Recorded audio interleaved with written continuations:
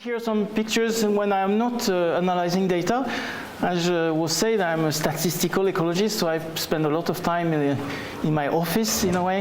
But I'm also doing a lot of field work. And as was said, I'm especially interested in places where there is a lot of snow. And I spend a lot of time digging snow pits and trying to understand snow. And snow is really fascinating because it can take so many forms. But at the same time, it's really complicated. That is, it's really hard to understand how snow can evolve. And then when I was looking at this picture, also it's an old picture because something has happened. And I was wondering if what is going to disappear first, my hairs or the glaciers behind. Okay, I will start because yesterday we had a really nice presentation by Vicky about this global atlas of environmental justice. And I looked at where I work in Tromsø. So this is the North Norway with Russia there. And I was feeling, yes, fantastic place. There is no conflict, more or less. Just a few things, but most of this conflict here in fact, are old conflicts that have been solved. For example, in Alta, that was a dam that was built in the 80s. In a way, the conflict is gone because the dam has been built, and that's it. So, no, but in that sense, okay, it's 40 years ago, and there is no more kind of conflict about it. But clearly, this does not reflect the current situation. This is a map with all the wind farms that have been built or are going to be built in North Norway, so in this part of the world. Enter them in the atlas. No, but yeah. I will tell my colleagues, and we have to, because this is a huge conflict with the reindeer herders, the Sami indigenous people. And clearly, this is something in terms of environmental justice, there is a lot of discussion right now. So we have to do our homework that this should be really added to this map so that it's not a conflict-free, in fact, area. It would be nice, of course. Okay, but my talk today is more about biodiversity, how much we know, or as I would really say, how much we don't know, in fact, about what is going on. This is an old, I've been interested in this for many years. So, especially, I had a project more than 25 years ago with colleagues in the US and in France. I was already working in Tromsø, so in North Norway at that time, where in particular we made a review of programs that were monitoring biological diversity. So we looked at programs around the world. A big surprise in a way for us was when we were reviewing those programs is that most of them, large majority, there was no question. That is, you didn't know why people were monitoring biological diversity. Was it just for the fun of it? Or was it really to find out, okay, why is biodiversity changing? What are the causes of the change? Is it relevant for management? That is the information in this program something we can use in terms of making decisions? That was, for most of these programs, missing. And then also, what should be monitored depending on the questions? And then how, that was in a way also missing. Because if you don't have the why, then you don't have the what, and then you don't have the how. When we wrote this, we were kind of, it was kind of a bit of a shock for us that most of this program lacked this. And I'm a bit concerned that if I had to write the same paper today, I might conclude the same thing.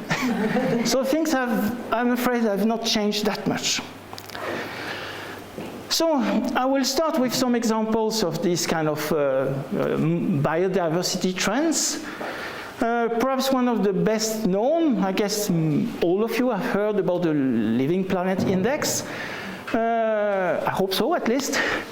It's the World Wildlife Fund who has started this. Now it's a collaboration with the Zoological Society in London. And they publish this report every 2 years.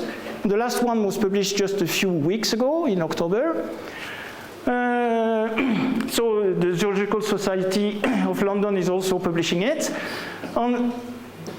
think about the two words here, measuring. So it's a measure of how nature is changing, and it's also about why. That is the causes. That's really what they claim they can do with this kind of report. On this kind of report, when it's published, it makes, in a way, titles in many newspapers. So this is from The Guardian in the UK, this is from Le Monde in France, and this is from Aftenposten, one of the main Norwegian newspapers. So, and I'm sure I could have had the same thing in Germany or in Italy and so on. When the Living Planet Index is published, they really write things about this all over the place. And the main thing is really that it started in 1970, and you have this huge decrease with rather narrow confidence intervals. That is, it looks very precise. It looks like we know what is going on. So just remember this, and I will show you a bit later. In fact, we don't really know. This is, I would say, very biased. Another aspect that I want also you to, in a way, try to remember, come back to this a bit later on, is the words that are used when we talk about biodiversity. And this is from the recent Kunming-Montreal, the Global Biodiversity Framework. What are the objectives? And I put in red all the, in a way, the words that what is written here, things that are in fact very, very hard to measure. So they say, for example, the integrity, connectivity, and resilience of all ecosystems. The three words here, they are really hard to measure, and people really disagree about how to measure such things. We have had nice talks about this.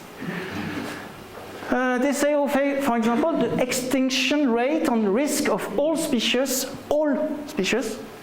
are reduced tenfold. 10, that's a number, at least for me, that's a number.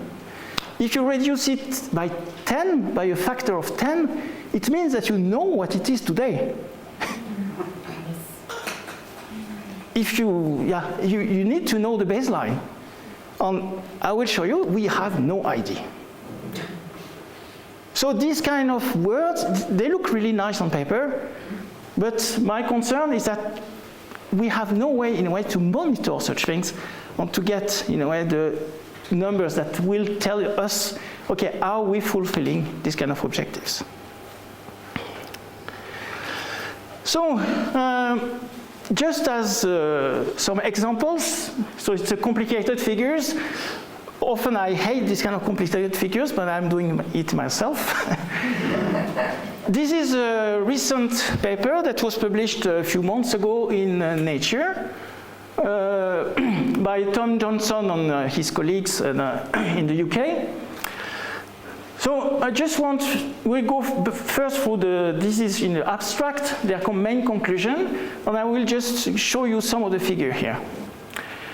So what they say here first is that they use different models. We failed to observe a single increasing or decreasing trends at 95% credible intervals in our 10 datasets. They looked at 10 different datasets. I will come back to these datasets right after. But basically, in these 10 datasets, there is no evidence, statistically, if you think 95% intervals, that things are increasing or decreasing. We don't know. It might be increasing, it might be decreasing. Who knows? And they say this emphasizes how little is known about biodiversity change across a vast spatial and taxonomic scale. And if there is something, in a way, I hope you can remember from today, is in fact we know really very little. So for example, one of the data sets they use is the Living Planet Index, the one I talked about before from the WWF.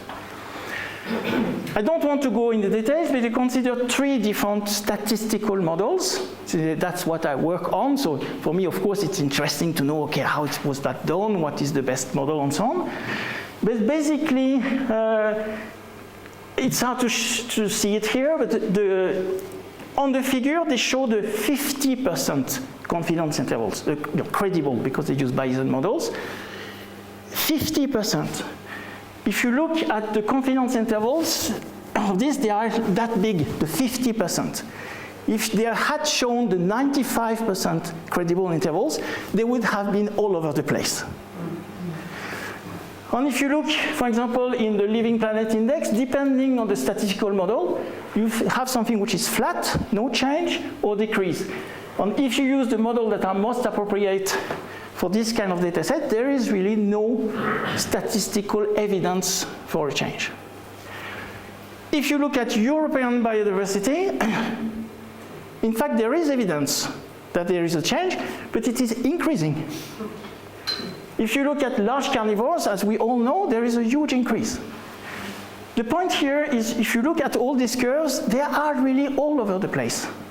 Some are going up, some are going down, some are flat, and for most of them, we don't know. And this is really based on the latest data set on many of these people, Tom Johnson or Bob Freckleton and so on. They are really good statistical ecologists. They are doing a really good job with this data. In Nature recently, there was this comment. Again, as this, I think you can read the title, a baseless statistic could harm the indigenous peoples it is meant to support. And this statistic was that 80% of the world biodiversity is found in the territories of indigenous people. And they say, this is wrong. And I really recommend to read the paper because they tried to trace where is the number coming from. And in fact, apparently it comes from a World Bank report that this number just popped out, 80%, and in fact it seems that it reflects something completely different. It's not about biodiversity, it's about the percentage of the area, so it's not biodiversity. And they say, in fact, when people start to use these kind of numbers, they are wrong. You are not helping indigenous people. Because it's very easy to say, come on, you are using completely silly statistics. So how can you, in a way, why should we listen to you? So read it. It's really interesting in terms of how such numbers can, in a way, come from nowhere. Now, something I hope you will not, in a way, remember from this talk, I'm not a kind of biodiversity skeptic. I know that we have a biodiversity crisis. My point, and I will come back at the end, is that we don't have evidence. We know, we have this feeling, okay, something is really happening, but when we start to dig and look at the data sets, the evidence is not there. I put here just an example on, it was published just a week ago, of this, there is a crisis, there are extinctions, it's not the problem. This slender-billed curlew, and these birds that you have on the right, it has just been declared extinct, it's gone. The last observation was in '95, and now really they have in a way decided it's gone. We'll never see a slender-billed curlew again. Well, never, with a very high probability at least. So there is clearly extinction, there is a biodiversity crisis, but what I want you to remember is really that we know much less than what we should know. So people in Australia, they have argued that we should establish what they call a biodiversity office. So in Australia or in the UK, they have a Met office, a meteorological office. And this is really something we need. If we want to get these numbers, we need to have really organization with enough money on people, on models and so on, that could really provide these numbers.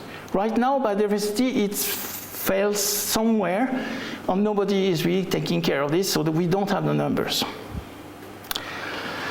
So now I'm going to use the last part about the causes of change. So of course you can say, okay, if you don't know what are the changes. If you don't know the state, if you don't know what is happening with biodiversity, how can you assess the causes? That's a kind of obvious limitation. You have to know the changes before you can assess any changes. And of course, it's complicated. So I will first start with something which is not really related to biodiversity, but it's just an example of how things can be complicated. It's things that we did many years ago with colleagues in Oslo. Atle Misterud is really interested in ungulates. And at that time, we were really interested in the effect of weather, and especially something which is called the North Atlantic Oscillation, kind of index for winter weather. Basically, it says if you have a high value, it's a wet and mild weather. This is on the west coast of Norway. And we looked at the weight of the red deer, and there is a non-linear effect, so you can publish in Nature. But the interesting part, it was really like this. Non-linear, yes, Nature. Sad story, but that's how it is. I say sad story because the fact that it was non-linear, for us that was not interesting. The interesting part is wild and domestic. And now I'm going to explain that. You have this effect on the red deer for the winter weather. What was interesting is that you had the same effect on the sheep, the domestic sheep. On the domestic sheep in the winter, they are indoors. They are in the barns. How can the winter weather affect the sheep? And that's the interesting part, is that in fact the winter weather is affecting the sheep because it affects how much snow you have in the mountains. And the sheep in the summer, they are in the mountains. So the amount of snow is affecting the growth of the vegetation in the summer, which affect then the sheep on the red deer. In fact, here, the point is that the effect of the winter weather is not direct. It's indirect. It's not because the red deer doesn't like to get wet in the winter.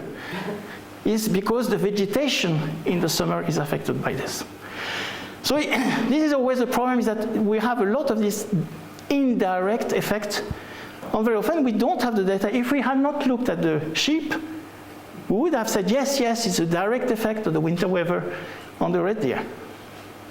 No, it's not. So now I will just go through an example, go quickly, I don't have that much time, on things that we do on diversity in the Barents Sea, which is a large ocean, shelf sea. It's about 1 million square kilometers, so it's quite big. That is between Norway and Russia. It's important for Norway because it's the largest cod stock in the world. So, first, this is a complicated figure, but that's the purpose. If you want to understand this kind of change in diversity, so this is, for example, the number of species, you have to account for example, climate, temperature, and so on. You have to account for the sampling design. You have to account for where you are, and then also some temporal effects. The conclusion that we had from this paper is that cod has a negative effect on diversity. More cod, lower diversity, less species. Cod is a predator, it's a big fish, and it's a vacuum cleaner. They eat everything. So in this case, cod had collapsed because of overfishing. Good thing, increased diversity. Let's get rid of the cod. Don't say that to the fishermen, they will not be very happy. So what we did is that we looked at the Barents Sea. In the Barents Sea, it has been the reverse. In red, you have in the Scotian Shelf, so in Canada. In the Barents Sea, in blue, we had to increase in cod. Yes, so if cod is increasing, we should have lower biodiversity. And it's the reverse. It's really testing the hypothesis. We worked first on the Scotian Shelf. Now we test it on the Barents Sea. We did this a few years after, so it's really proper test. And this is what we observe, negative effect of cod on diversity. Happy? We can, in a way, confirm in some way our hypothesis. Okay, we are not yet happy with this. Yes, come on. Now, temperature, which has been really also argued to be important in the Barents Sea. In recent years, we have had a decrease in temperature. So it has increased in the first part, and then in recent years it has decreased. The same thing with salinity and so on. So there has been a kind of reversal of environmental changes. And then you can ask, okay, if you have this reversal, perhaps the fish diversity is also reversing. If you expect this kind of change, you have an increase in temperature, increase in cod, so you have this change in diversity. Now you reverse things. Okay, what is going to happen? So we did this for different regions in the Barents Sea. And if you look at one part of the fish community, the Arctic boreal, yes, reversal. So these changes are reversible. But not all. The Arctic species, they are not responding. They continue to decline. So in a way, this reverse changes in temperature on cod did not change in a way the decline for the Arctic fish species. The Arctic boreal, yes, they respond.